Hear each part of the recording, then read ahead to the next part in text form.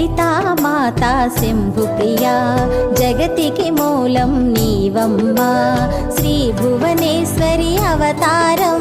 జగమంతటికి ఆధారం హేరంబునికి మాతవుగా